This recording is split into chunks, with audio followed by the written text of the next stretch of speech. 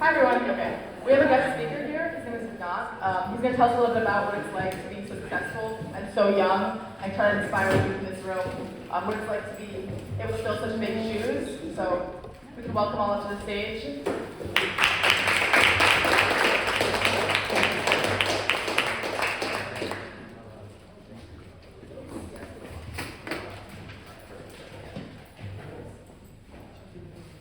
Well, first of all, how's everyone doing today? Alright, love to hear. Well, I want to start by saying I'm very, very honored to be here today and be able to speak to all of you really bright young people, which is what I love to see. And I know what you're thinking, 30-minute speech could be a little boring, but we're going to make this fun. We're going to make this full of life lessons, and hopefully we all learn something today. So I want to start with a little icebreaker. Can I get a few people to raise their hands and tell me what they want to do when they grow up? Sorry. War correspondent. War correspondent. Alright, let's get a couple more. Back there. Medical engineer. Okay. Do I have to grow up first? I want to be a veterinarian. Veterinarian. Well, my whole message and the reason I'm here today is to tell you that you do not have to wait.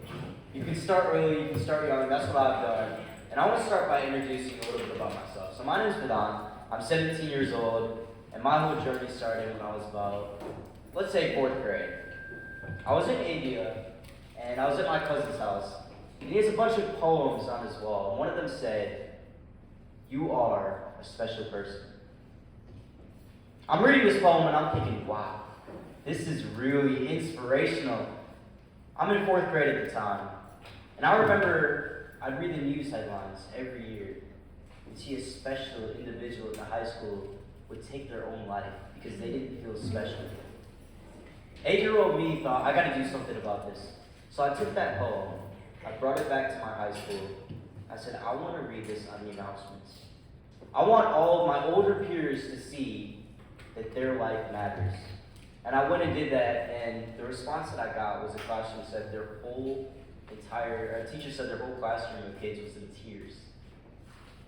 That's when I realized that young people had power to their voice. Young people are important.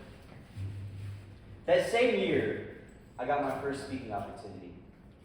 I was at a competition, and it was an extemporaneous speech. So they give you a topic, you have about 3 minutes to study what you want, then you have to go out and give a 5-minute speech.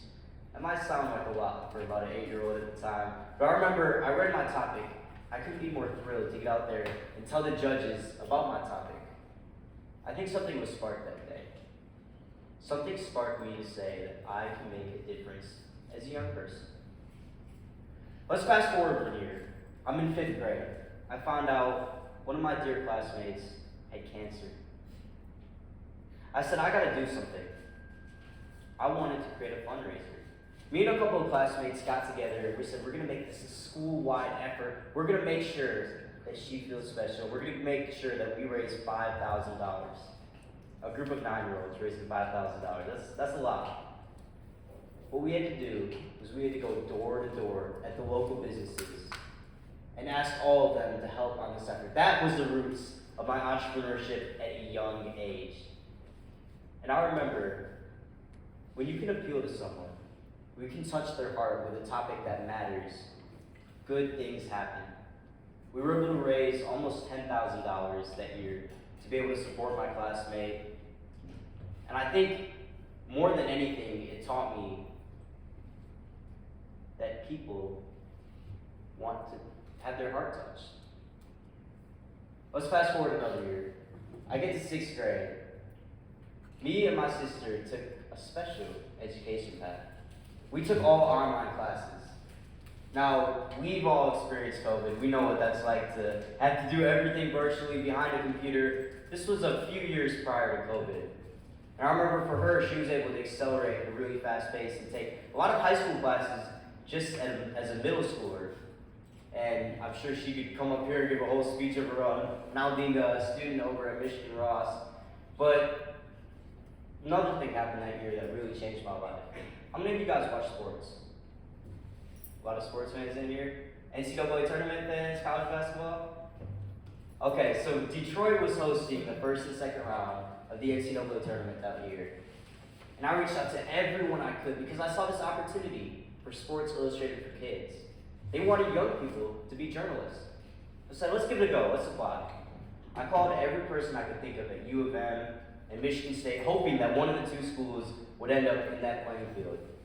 Michigan State ended up there, and one of the almost 100 people that I called gave me access to come out there and ask some questions. Sure enough, I get there. I think I interviewed maybe the most people out of anyone there because I was so excited to be on that stage and talk to people. And I realized something. There were no other young people like me there. I was the only 11-year-old at the time. I would sit on the seat, my feet would dangle down. But I remember the connection I made with the athletes, the connection I made with the coaches. It was special. It was something that they don't see very often. And at the end of the day, Sports Illustrated for Kids declined me. They said no. That could be heartbreaking. However, I used it as an opportunity to say, I'm going to start my own company.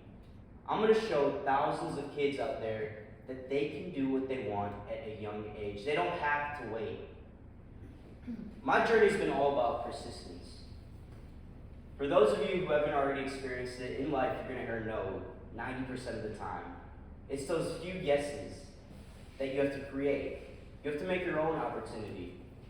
With my company now, I've been able to do 1,500 interviews, 300 shows, travel the country, and I'll drop a couple of names. Let me know if you know who they are. Dixie D'Amelio, for those of you guys who are on social media. Patrick Mahomes, any NFL fans in here? Magic Johnson, NBA legend. Snoop Dogg, Entertainment. I know some of you like those music tracks. But for me, the coolest part of doing all of this wasn't being starstruck by the name of the person in front of me. It wasn't, let me take a picture, let me get an autograph. I wanted to make a connection. I wanted to learn something from these people because they have so much to offer. And the biggest life lesson that I learned from any of that was what it means to get yourself out there. To be able to go down to Orlando from Michigan and cover a Pro Bowl, or to be able to go all the way to Indianapolis and cover a Final Four. You can't just get there. You need the money to get there. You need the resources. You need the support. For me as a young person, I had to learn how to earn that. And that was the partnerships. Just like in 5th grade when I went door to door with businesses, now with my company, I'd spend the car rides calling hotels, restaurants, destinations, asking for help to help support me. And I think that's a lesson that we can all learn. We're never too young to pick up the phone and call somebody for help. We're never too young to get started on our goals and our opportunities. Now, I have an opportunity right now where I'm writing a book. And this book is going to talk about all these stories behind the scenes of the no's and persisting past it, these experiences and the hardships behind them. You know, one of my goals with this book is to get up here and do what I'm doing today. Motivational speaking to young people and showing them that it's possible for them as well. Now, this is the Optimist Club, and I just got back a few months ago from the Optimist Oratorical Contest where I was in St. Louis competing at the World Championships. And this year's topic was discovering the optimism in me. I think that's very real for all of us. We've all had those moments where we face something, but discovering it inside of us to persevere has helped us get over that edge. You know, this contest for me started back in 4th grade. The first time I ever competed, and I remember, again, being that little person competing against a bunch of high schoolers, and I never really got anywhere until this year. I was able to move past the local round, move to the online Zoom district round, get to the regionals and the state competition within all of Michigan, and eventually be able to win that and go on to the World Championships. But that persistence again, months between each competition, and spending all night with my dad, sitting in that living room, practicing the speech, looking at all the past world winners and trying to figure out what's the secret, what can I do here? I get to this World Championship and I'm hoping I can win the whole thing. Come to find out, the first round of the Worlds, there's a round on I believe a Wednesday and then a Thursday where you had the championship to win it all. I didn't even get past Wednesday. Again, heartbreaking. It's a setback, but it taught me something. All of those speakers had something special, and that was their story. It was what they had to offer. Man, if there's one thing that I could share with all of you from that, it's tell your story. Talk about it. Talk about the optimism. Talk about those moments inside because they matter. And to be able to share that is priceless. Now, a little bit about me outside of all the media stuff. I'm also an athlete. I play 3 sports. I play football, basketball, track. And you look at me, I'm not 6 foot. I'm not huge. So I face those obstacles as well. First of all, I want to get a little audience interaction. Play sports. What sport?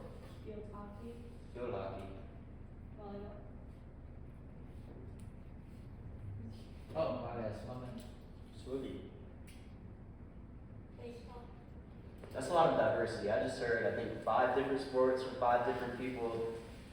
One of the special things about communication, one of the special things about meeting people is you get to hear so many different stories. You get to hear people from all different kind of backgrounds, but you also have a chance to bring them together, be unified as one. And I think that's something that sports has done. For me, my journey, like I said, I'm not gifted talent-wise, but I've had to work for everything I've earned, and it's taught me a special life lesson, discipline. You know, there's a difference my coach talks about between discipline and motivation. One day you wake up and you say, man, I feel like hitting the gym. It's New Year's resolution time, and mine is I'm gonna go to the gym every single day, and it lasts a week, but that's it. Discipline is waking up on the day where you don't feel good, but you told yourself that you were gonna do something, you stick to that. It's those 6 a.m.s when you don't want to get out of bed. I know probably some of the swimmers have had those morning practices, and every athlete here has had those practices that you just don't want to go. But your discipline forces you to be there. And that's something really, really special that I think goes further than anything else. It makes you a better human being. So that's a little bit about myself. I want to definitely take the time to hear from all of you guys and get some questions.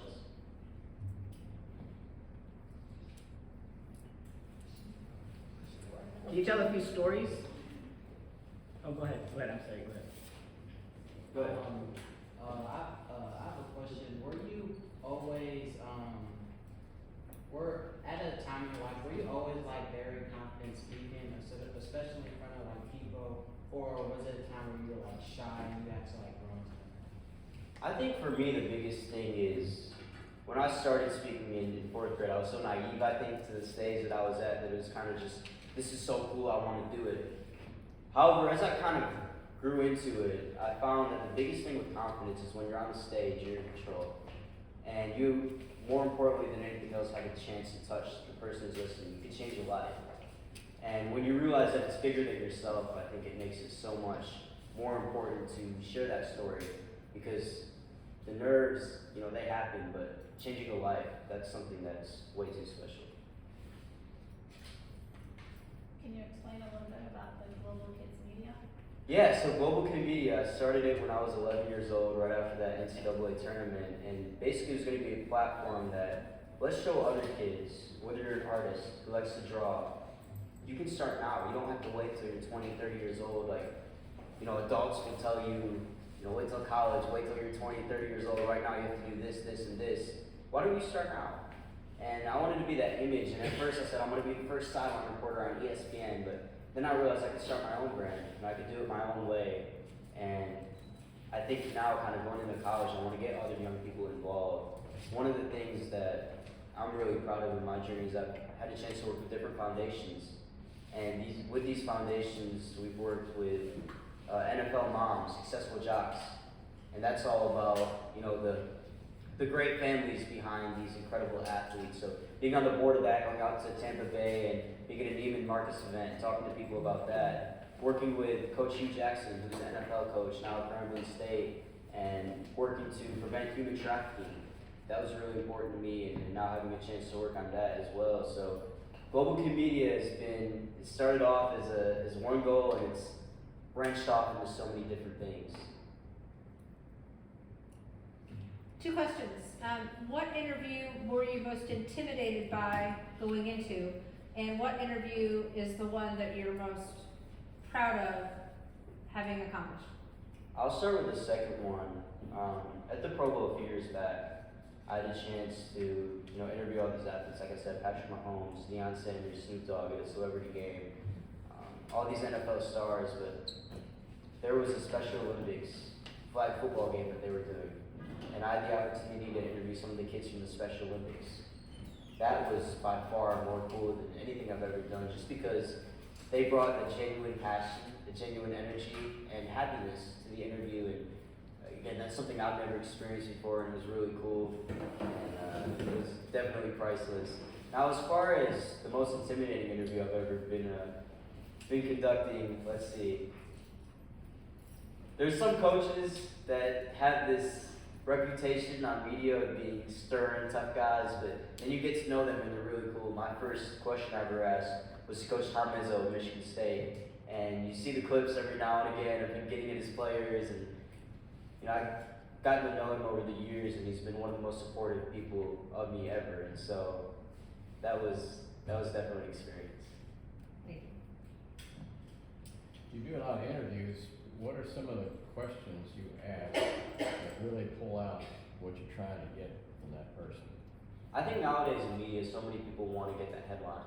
They want to get an athlete to say something so they can, put that headline out there that so-and-so said this, and it's negative media.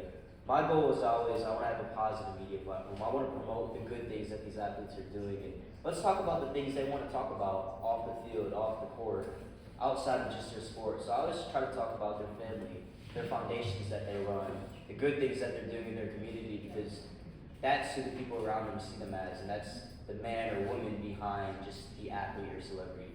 Good. If you could give like your young self like any advice, like what would it be? Since like you kind of on a downhill kind of nature. That's a really good question. If I could tell that young person one thing, I'd say it's just don't be afraid. There's a lot of things that I've kind of dealt with, and I haven't even gotten into some of those stories, but people don't want to support me as a young person, and I have to find my own way, and I'll be at events where security guards are all over me just because I'm different than the rest of the people. I'm not an adult. Do you belong here? We're going to ask you to leave. And so some of those things scared me when I was younger, but now I think kind of knowing what you're doing is a good thing, knowing that you're supposed to be where you're supposed to be, and having that confidence is really important. You started Global Kid Media when you were 11 years old. It's been a lot of time and you've grown a lot. How has your brand of Global Kid Media evolved with you, and what do you anticipate it changing in the future? I'd say the biggest way that it's changed with me is kind of my goals shifting from one thing to another. I talked about it first, I wanted to just be a sideline reporter, but now I think the biggest thing I've realized is that it's not about me, it's about other people. And so the way that I can get other people involved, the way that I can help other people has been most important to me. And can't call it Global Kid Media for long. I'll be going to college next year, so I think the biggest thing for the future is just getting other people involved and making sure that I provide that platform for them.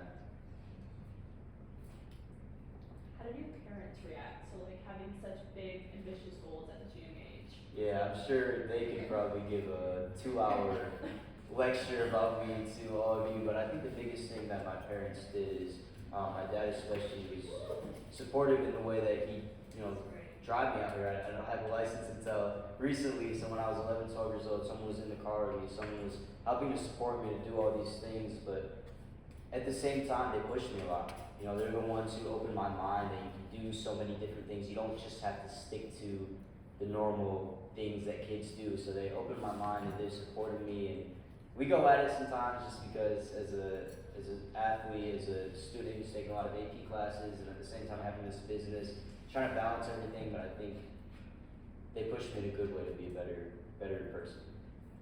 So what are your education goals going forward?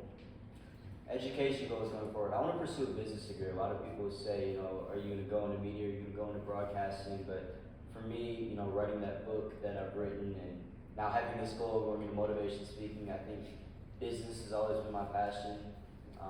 I'm really passionate about football as well, and I'm hoping if the opportunity comes this year to be able to walk on somewhere and eventually coach a little bit. So we'll see what happens from there. Where are you planning on studying? I'm applying to colleges right now, so that's a big task, but hopefully one of the good business schools. You always hope for the Ivies. My dream school is Duke, and then of course Michigan's got a good program, so we'll see what happens. Can you tell some of the stories? And by the way, that question about parents, as a parent, I can say my favorite quote is attitude determines altitude. And despite him looking like a great polished, positive kid, he's not always that way. So attitude does determine altitude, and he has a bad attitude sometimes, but we try to keep getting him to improve that and get to that level where it's a consistent thing.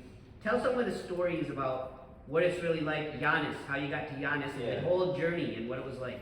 So one of my favorite stories that I talk about is how a knock on the door at Michigan got me to interviewing Zion Williamson, R.J. Barrett, Trey Jones, and that big three that they had over there at Duke a few years ago on that basketball team. I was meeting with one of the administrators over at Michigan talking about kind of my journey as a young person and what I can do to help with my future. And the feedback that I got is actually, you should be a kid, you shouldn't be doing all of this. So that was interesting feedback for sure, but as I was walking out, me and my dad saw a couple of kids in a room watching sports. And I didn't think much of it. I kind of peeked in to see what game they were watching, what the score was. My dad told me to knock on that door. I'm like, why in the world would I knock on that door? You know, they're just watching sports. But eventually he made me knock on the door, and I was talking to one of the students there. He said my best friend is a manager at Duke on the basketball team. And let's get you in contact with him and see if you can go down there and do some interviews. Next thing you know, I'm in contact with Duke. It took some persistence, but I was able to go down there and interview Coach K, who's a legend in basketball, interview Zion Williamson, R.J. Barrett, Cam Reddish, and all these guys who are NBA stars now. The Giannis story that he was talking about, Giannis Antetokounmpo is known as a Greek freak, huge basketball player, an inspirational story as well, from where he comes from to the NBA. I was down in Atlanta covering the college football playoffs. And I heard that the Atlanta Hawks were having a basketball game that night against the Milwaukee Bucks. So I was kind of peeping around, how do we find people? And somebody said, go here, this is where the Milwaukee Bucks are. So we get down there, and there's an elevator closing. I stick my hand in there just to kind of explore a little bit, see where I'm at. There's one other person there, and me and my dad start talking to him. He's connected to the Bucks team. And he says, when we come to Detroit, which I'm based here in Michigan, I'm going to set you up so you can come down and cover a Milwaukee Bucks versus Pistons game. And that's how I was able to interview Giannis and his brother Thanasis. Have them speaking Greek a little bit too, so bring a little fun to the mix. Do you have a idea when your book will be published? Yeah, so I'm all done writing the book and just working on the publishing stage. I know we're aiming to hopefully get it out by the end of the year. And if there's anyone in here who can help with publishing, definitely reach out. That's a big thing that we're working on. But yeah, the aim point's definitely for the end of the year. And I'm hoping it'll, like I said, inspire a lot of other people to do what they want at a young age.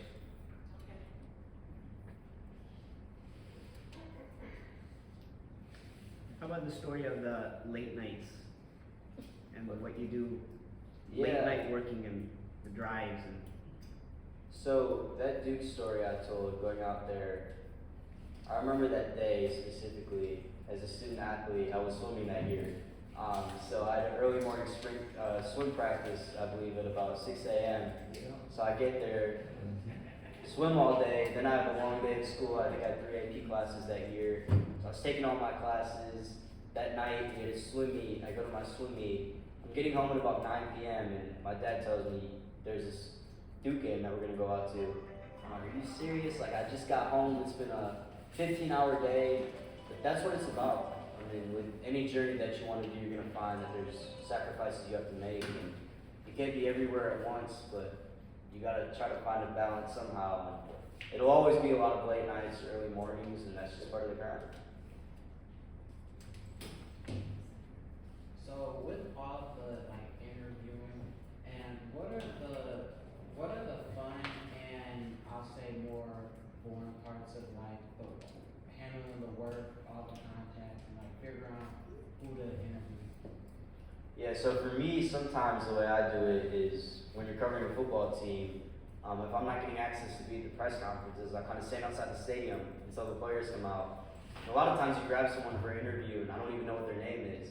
So I have to kind of ask them, introduce yourself to everyone, and then figure out questions on the spot. So that can be a little bit interesting sometimes, trying to navigate questions and get a good interview out of someone who you might not even know who they are. But I'd say the fun parts are definitely seeing a different side of the athletes and celebrities that maybe the mainstream media doesn't cover. I always had a show idea that let's get some of the most serious people in sports and have them jumping on a trampoline and going to bounce house and answering questions that way, because you find that they all have that kid inside of them and they all have that youth inside of them, and you want to bring it out somehow. And so when you are able to, those are definitely the fun parts. So what's your website? Yeah, I was waiting for somebody to ask that. I thought you, You can find everything I do at globalkidmedia.com. That's globalkidmedia.com, or Instagram, globalkidmedia.